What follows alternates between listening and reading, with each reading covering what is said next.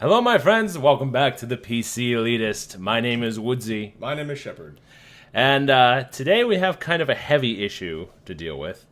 Obviously, it comes on the heels of the horrific murder in Connecticut of 20 plus people in Newtown. But And we in no way want to make light of that situation. that's right. In no way. But given that violent video games have again surfaced as a topic of concern, we want to respond to it, not to make the case and clearly establish here and now. Right. We're just offering two gamers' perspectives on it. Right. Yeah. I have more of a philosophical point of view of the defense of video games, and I frame it this way: where generally, when this type of thing happens and people start pointing fingers one way or the other, and saying, it's this fault or that fault, violent media comes up. Video games, when someone says, "Oh, violent video games," that's why. Usually, our own community will turn and say, "Come on, it's a video game." Now, I don't like that response for a few reasons. First of all, when I'm passionate about a video game under good circumstances, and someone looks at me cross-eyed, they go, "You're that passionate about video games?" Come on, man. It's just a video game. It's Why just are a you so video game. obsessed? Right. Right, exactly. I hate it when someone tells me that. So I don't want to have to use that same exact line and that logic as my defense mechanism. Only when it suits you. When it suits me, exactly. Secondly, I think that, it's important for us, we try to, as much as possible, have intellectually honest conversation on this channel.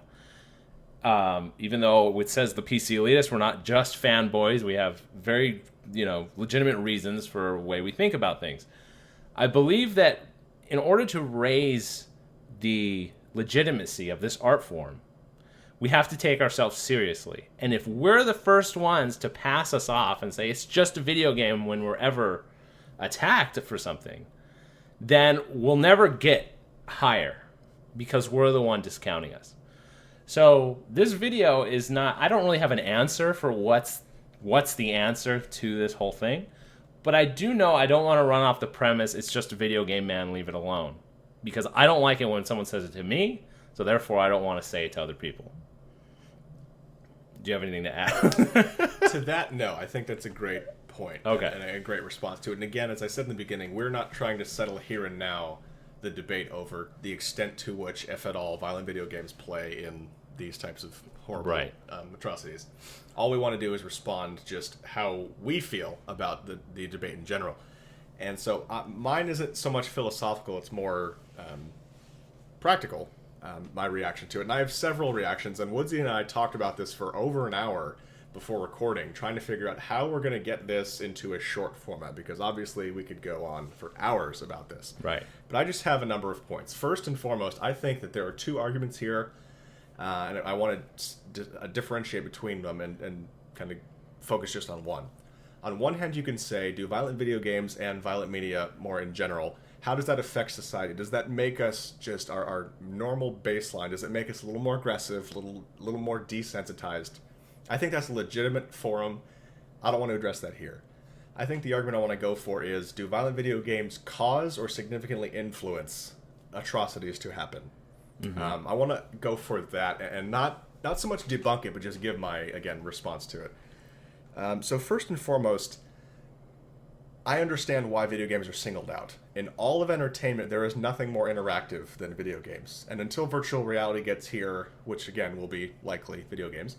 You're the Wii, man. You don't have one already? I know. But violent movies, violent music, those, you're an observer. Right. You are receiving the information. You're an active participant in video games, so it's justifiable and understandable that they're singled out, because you are, though, even if you're sitting at a mouse and keyboard, or you just have a controller in your hand, you may not be lifting a gun to point it like you do at Virtua Cop or House of the Dead in an arcade, but you're performing an action, you are controlling what's happening on screen. Right. So I understand why they're singled out. But I think that, for me personally, when I play plenty of violent video games, I'm not a violent person. I think violent thoughts sometimes, and I'm not a pacifist by any means, anything like that. For me, violent video games, if anything, are a way it's an outlet for stress. Right. Because I know in real life I can't do any of these things, nor would I want to. I wouldn't want to harm someone in real life, Right. But for me, I get to come home and play PlanetSide, or, even if it's not a first-person shooter, it can be a violent action RPG that's cartoony. Right. The fact of the matter is, to me, violence in video games can often be just stress relief. It can be escapism. It can be playing out a fantasy that I would never play out in real life. Right. Hence your compilation of arrow headshots of Skyrim. Of Skyrim. Yeah. Would not be surprised if the vast majority of the gamers felt the exact same way I do. And to a certain extent, a lot of these games are legitimately fun. Right. Be they morally ambiguous violent video games, be they World War II games where it's clearly and universally agreed upon that the bad guys deserve to die. And we could go off on that as a tangent. But they're in a form of entertainment. Yeah, you could argue that it may affect me personally and make me a little more desensitized, a little more aggressive, this, that, and the other. But to say that violent video games are the thing that takes a mentally unstable person from where they are to someone who do something so horrible, I don't know if you can really identify that as the root cause. Do violent people seek out violent entertainment? Sure.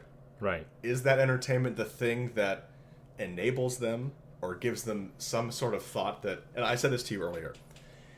If you come to a violent video game and you already think that, hey, this is probably socially acceptable, you've already lost.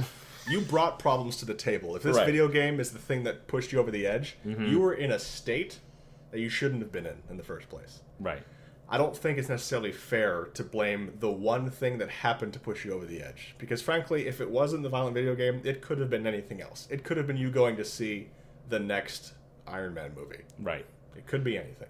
I had another point when we were talking, is my other really thought on it was that I kind of reject the premise in the first place where people say the problem is violent video games, because I tend to try to look at things as, what value am I learning from X? Whether it be a movie or something, what is it trying to push on me? What value system, right? Mm-hmm. I'm usually hyper aware of that type of thing. Mm-hmm. I see violence as pretty neutral. There's good violence and bad violence, in my opinion. Us attacking Nazism is good violence. It's a good thing that we went and fought in World War II, Mm-hmm. Then there's bad violence, where you're just murdering innocent people for no reason. Yeah, for points. Points and achievements. For points. And I'm not willing to say. I mean, I when I was growing up, I played Carmageddon, which was like you literally ran over people for points. Yes. You ran over poorly pixelated. Yeah. But at the same time, it's hard to say, like what you said. You're bringing to the table crazy. Yeah, you're bringing instability to the table. Right. And I think that... Though I do think a young mind that's malleable, there are issues there, especially if maybe they don't have the strongest upbringing. Mm-hmm. That if they're playing at 12 years old and they're just picking up hookers and killing innocent people, I can't say that, that's going to affect them, but I can't say that it's not going to affect them either. Yeah. A couple other points I wanted to bring up, just kind of move us forward, because we don't want to be here all night on this topic at least. We'll be here all night recording, but not on this topic. I think there's an element of chicken and the egg in terms of, do people create violent entertainment and then we as normal people become more violent as we realize that we like it, or do we already like violence and all of the violence that is in our entertainment is just a reflection of that? Mm-hmm. And so that could be like a self-perpetuating cycle, and it's chicken. And I'm not going to kind of address that, but I think it certainly has to be considered in the conversation. Another thing that I just think is interesting just to point out, I don't really hear the ACLU jumping to defend video game developers as a First Amendment issue for being able to make violent entertainment. Right. Don't really hear anyone jumping to their defense on that. Wonder why. Kind of a black sheep in that arena. A bit. I think two main points I want to make. One is, I think a big part of the reason violent video games get brought up every time there's an atrocity like this, anytime there's a massacre, a big part of it is the stereotype of people who play games. It's, you're a loner, You sit in your mom's basement, you play a game, and these are exaggerated stereotypes, but you don't have a lot of social skills. Right. You're underdeveloped socially. It's just, I feel like there's this stereotype, and it's reinforced when you dig deeper into the perpetrator's life and you find out, oh yes, he did, have poor social skills. He was a bit of a loner. He was into Dungeons and Dragons. Then you find out, oh, he played all these violent video games. It's just, as you dig deeper and deeper, they find all of this reconfirming evidence of why it's this kind of person who you have to watch out for. And why is it that he's allowed to play violent video games? You know what? I feel that a big part of that is it feeds into that stereotype of who exactly is playing games. Mm-hmm. White, generally white, not multiracial, but generally white, single men who are, any stereotype you can think of a nerd. Between the age of 16 to 25. Exactly. Any stereotype you can think of, negative one, of being a nerd, society jumps on that as, oh yes. And it's sad that a lot of these tend to be committed by people who fit many of these stereotypes. Because then I think people tend to choose causation, not correlation. Right. When they talk to the neighbors of the guy who went crazy and murdered a bunch of people, they would say, "Oh yeah, he seemed like he was a nice guy, kind of quiet." Exactly. Right. So when I meet quiet, nice people, I just run the other way. Just leave the room. When I meet loud hipsters, I have no fear. Can't even hold a gun. Too heavy. I hang around only obnoxious people. Yeah. All day. A final 1.5 points I want to make. A big one is with regard to, again, correlation, not cause. Or are violent video games a cause, or are they a facilitator? Law of large numbers suggests, for example, with alcohol, millions of people drink alcohol every weekend. A very small percentage of them do horrible shit under the influence of alcohol. Be it driving while drunk, be it committing assault on other people, what have you. All that really shows, with alcohol, with drugs, even with food, and obesity in this country, it just shows that, in general, there are some people who can't be trusted to do things in moderation, or who can't be trusted to understand the line between fiction and reality. Right. And I'm not, obviously, having a drink and consuming a substance is not the same as playing a video game. But what I'm trying to get across is, millions of people play violent video games every day. How often is it that you can really say that it leads them directly to go out and do something awful? You could use that in an argument that I mentioned earlier of, is it societally making us more desensitized? Is it societally making us more aggressive, more likely to see violent behavior as a legitimate outlet for stress and anxiety? Right. I think you can talk about it there. But I want to know, why is it that, societally speaking, alcohol or drugs aren't usually pointed out as a question of why can't some people be trusted with something like this? It's law of large numbers. There are people who, no matter what the vice is, it will affect them disproportionately than it does the rest of the general public. Right. And typically, mental instability or mental health is popping up in almost every one of these issues. Right. So let me ask a quick question before we run out of time. Again, I want to come up with a better, and I don't have the answer for this. I want to come up with a better defense for video games. Video games, this whole issue, better than it's just a game. It's just a game. People take it or leave it. The reason why is because we have a streak among creative people that we like to influence people in positive ways through media.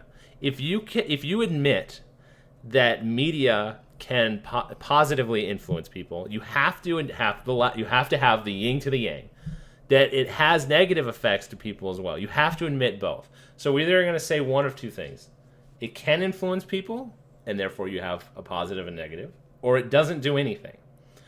I posit that it has both, and where that line is, I don't know, and I don't know to what effect each one has, but I would like to hear people's ideas for if someone's asking you directly, media can have positive effects.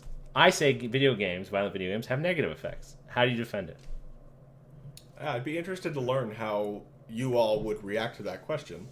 And again, in this video, we were not trying to make the case that present this video to CNN whenever this debate comes up. I'd be happy if they listened to it. Right. But again, we just want to hear a gamer's defense of violent video games. We're not saying defend it as I need to play these. I'm not saying that this is good for me. It's entertainment. I could be a perfectly fine person without having ever played these. Right. So we're not trying to say that we need to play violent video games. That's not what we're going for. We're saying that moderate, sane, stable people, I don't think are supremely negatively affected by them. Right. That's what we're trying to posit here. We've been violent ever since ever. Yes. We've had violent video games for a couple decades. Is it suddenly the only thing that's making us worse? I don't think so. And my final question is, I know that there are more violent video games than there are racing games. But would anyone think that a spike in speeding tickets was caused by Need for Speed? I don't know. And I'm not comparing speeding to massacring a bunch of kids. Not at all what I'm saying. Right. I just wonder. Yeah, I think it's a good question. It's a legitimate question. So please throw your comments below. Thumbs up this video if you like it. Please subscribe. And let us know what you think. My name is Woodsy. My name is Shepard. This is the PC Elitist signing out.